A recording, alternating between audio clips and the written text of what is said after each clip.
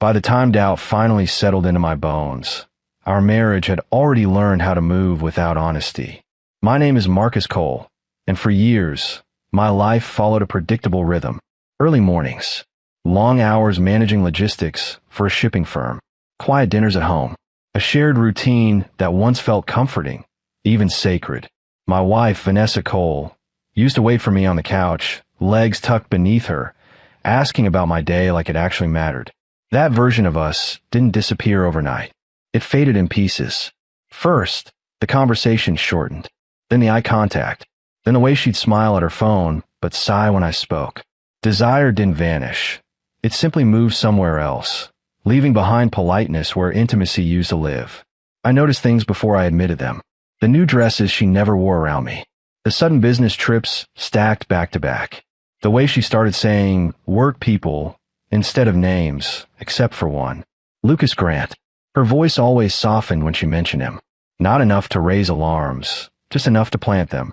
When she told me about the upcoming industry conference, she delivered it like a headline she expected applause for.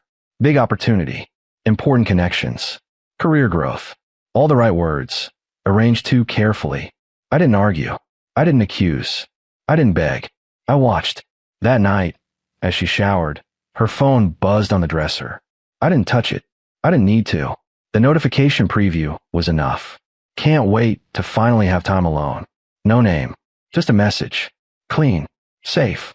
Damaging in its simplicity. Something inside me went cold. Not angry, not explosive. Focused. The next morning, she kissed my cheek before leaving for the airport. A quick kiss. A goodbye kiss. The kind you give when you're already somewhere else. Stop worrying so much, she said with a smile that didn't reach her eyes. I'll be back before you know it. I watched her walk out with her suitcase, heels clicking confidently against the floor. The door closed. The house stayed quiet. I stood there longer than I should have, listening to the echo of a marriage that no longer belonged to both of us. That's when I made my decision. Not out of rage. Not out of desperation. Out of clarity. I booked my flight that same afternoon. Same city. Same dates. Different purpose. Because I didn't want confrontation. I wanted truth. And truth, I knew, was waiting behind a door she never thought I'd be standing near. Las Vegas has a way of lying to people.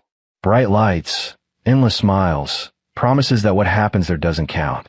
I arrived late in the afternoon, the heat wrapping around me like a warning I chose not to ignore. I didn't come for temptation or distraction. I came for confirmation. The hotel lobby buzzed with artificial excitement. Laughter bounced off marble floors. Slot machines chimed like nervous laughter. I checked in under my own name. Calm voice, steady hands. The clerk handed me my key card and smiled like she'd just welcomed another tourist chasing an illusion. What she didn't know was that my room shared a wall with Vanessa's. I hadn't planned that at first. I only asked for a room on the same floor, close enough to keep things simple. Fate, or irony, did the rest. When the elevator doors opened and I saw the room numbers, my chest tightened. Close wasn't the word. Adjacent was. I stood in my room for a long moment, listening. The walls were thick, but not honest. Sound leaks when secrets get careless. I unpacked slowly, folded my clothes, plugged in my phone charger. Every movement felt deliberate, controlled. This wasn't a reckless chase fueled by jealousy. This was observation, documentation, protection. That evening, I watched the hallway through the peephole. Vanessa stepped out dressed differently than she ever dressed for me. Confident, relaxed, alive in a way I hadn't seen in months. She checked her phone, smiled, and knocked on the door across the hall. Lucas Grant opened it. He leaned casually against the frame, already familiar with her presence. No surprise, no hesitation, just comfort. The kind built over time, not meetings. They didn't notice me. They didn't have to. The door closed. I exhaled slowly, like I'd been holding my breath for a year. I didn't move. I didn't knock. I didn't react. Instead, I pulled out the small voice recorder I'd packed. Not to invade, not to spy recklessly, but to preserve what was already unraveling. The truth doesn't need help exposing itself. It only needs patience. Later that night, I heard laughter through the wall. Soft at first, then careless.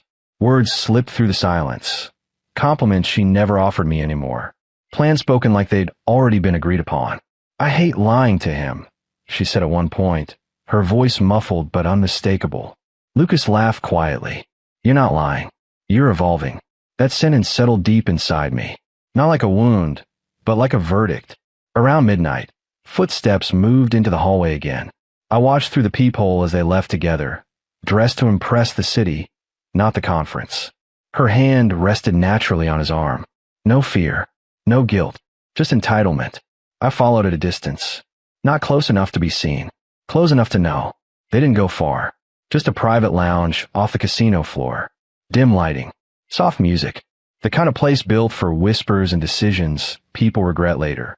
I sat at the bar, back turned, reflection visible in the mirror. I watched them talk. Lean in. Touch hands. Share glances that spoke louder than words. This wasn't new. This was rehearsed. I recorded nothing there. I didn't need to. Public places offer witnesses by default. When they finally separated for the night, Vanessa returned alone.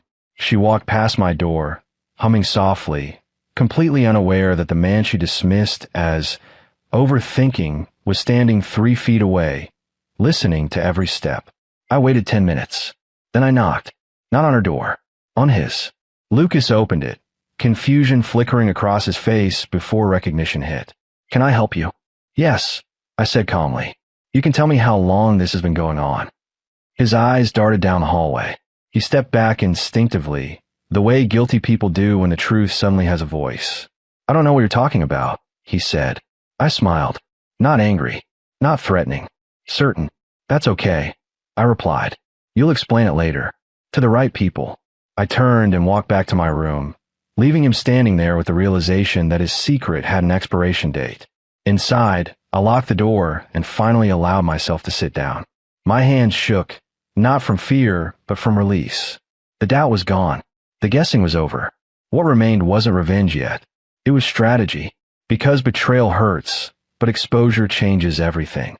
And by the time Vanessa flew home believing she'd gotten away with it, she had no idea that the story she was living had already been recorded, time-stamped, and quietly prepared for its final chapter.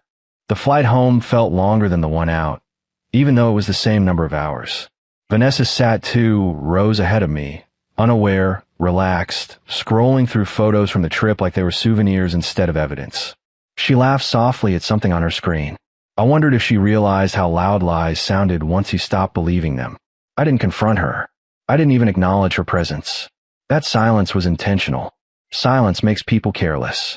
It convinces them they're safe. Back home, life resumed its familiar shape. Morning coffee, evening dinners, polite conversations that skimmed the surface of something already dead. Vanessa talked about networking dinners and late panels. I nodded and asked the right questions, the way a husband was expected to. Behind that routine, I was moving. I met with Harold Bennett, a quiet man with sharp eyes and a reputation for never wasting words. We sat in a neutral office, sunlight spilling across polished wood, as I laid out everything. The recordings, the dates, the messages I'd seen, the patterns. Harold didn't interrupt. He listened like a surgeon studying an X-ray. You didn't provoke anything, he finally said. You observed. I don't want a spectacle, I replied. I want accountability. He nodded. Then we build it carefully. Over the next few days, I gathered what I needed without rushing. Phone records, travel confirmations, a timeline that didn't rely on emotion, just facts. I didn't twist anything. I didn't exaggerate. The truth was heavy enough on its own. Meanwhile, Vanessa grew comfortable again. Comfort is dangerous. It makes people sloppy. She started leaving her phone unlocked, taking calls in the open, mentioning Lucas by name now, as if normalizing him would erase the tension she sensed but couldn't identify. You'd like him, she said one night while stirring pasta. He's driven, focused, knows what he wants. I met her eyes. Does he? She froze for half a second, then smiled. Of course. That was the moment I knew she sensed a shift. Not the details, but the imbalance. When one person stops reacting, the other starts unraveling. I reached out to Evelyn Grant through professional channels. No accusations. No dramatics. Just a request to talk. She responded faster than I expected. We met at a quiet cafe downtown. She arrived composed, posture straight, eyes steady. the kind of woman who had learned to read rooms before they spoke. I assume this isn't about business, she said. No, I replied. It's about honesty. I showed her only what was necessary, not to hurt her, but to respect her intelligence. She watched without interrupting, her expression barely changing. When it ended, she closed her eyes briefly, then nodded. I thought I was imagining things, she said quietly. Thank you for not letting me stay blind. That night, Vanessa noticed I was calmer than usual. Too calm. You're quiet, she said. Everything okay? Better than it's been in a while. I answered truthfully.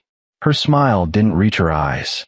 The final piece came together during a meeting with Dana Whitmore, an HR compliance officer whose job was to ensure professional boundaries weren't crossed under corporate logos. The documentation spoke for itself. Policies existed for a reason. Consequences followed when they were ignored. I didn't ask for punishment. I asked for review. The day everything shifted, Vanessa came home humming. She set her bag down and started talking about future plans, promotions, travel, maybe moving closer to the city. I let her finish. Then I placed a folder on the table between us. What's this? She asked. Your timeline, I replied. From your perspective and mine. She opened it slowly. Her hands trembled as she flipped through pages she didn't recognize but couldn't deny. Her voice cracked when she spoke. You followed me. I listened. I said calmly. You left the door open. She looked up at me, panic finally surfacing. We could talk about this. We can fix it. I stood. That was an option before honesty became optional. The next morning, her phone rang before sunrise. Then again. Messages stacked up faster than she could read them. Confusion turned to fear as she realized control had shifted. By the time she left the house, pale and shaking, she still believed this was something she could manage. She was wrong, because while she was preparing excuses, I had already prepared closure, and the next phase wouldn't be quiet. It would be undeniable. The call came just after noon. Vanessa's voice was tight, stripped of confidence. We need to talk. Now. I didn't rush. I finished what I was doing, shut down my computer, and drove home with the calm of someone who already knew how the conversation would end. When I walked in, she was pacing the living room, phone clutched in her hand like it might save her. They're asking questions, she said. HR, legal. Everyone's acting like I did something wrong. I set my keys down carefully. You did.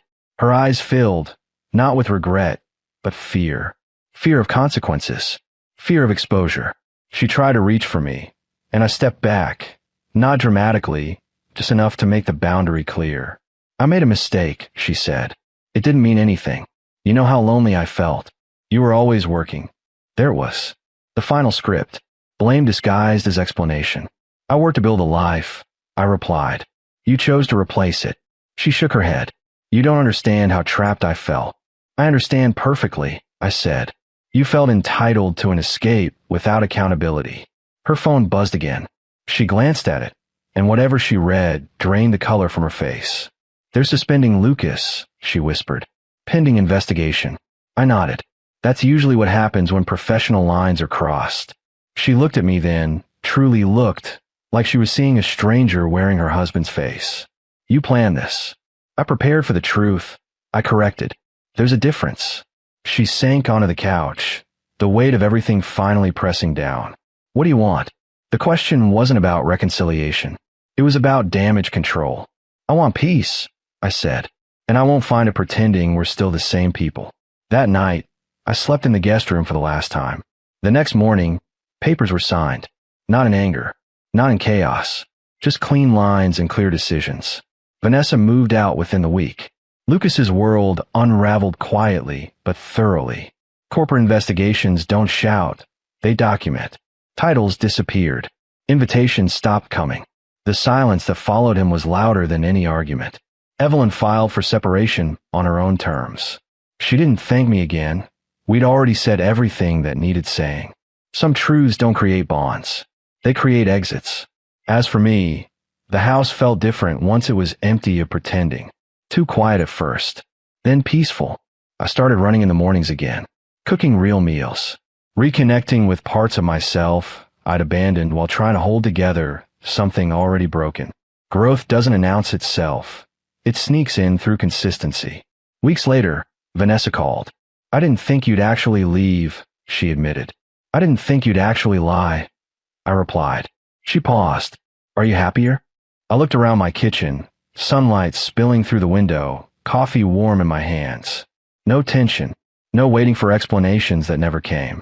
Yes, I said honestly. We ended the call without bitterness. Closure doesn't need cruelty to be complete. People think revenge has to be loud, public, humiliating. But the strongest kind doesn't destroy, it exposes. It removes access. It reclaims dignity. I didn't ruin her life. I stepped out of it. And in doing so, I got my own back. Not the man who waited. Not the man who doubted himself. But the man who listened when silence told the truth.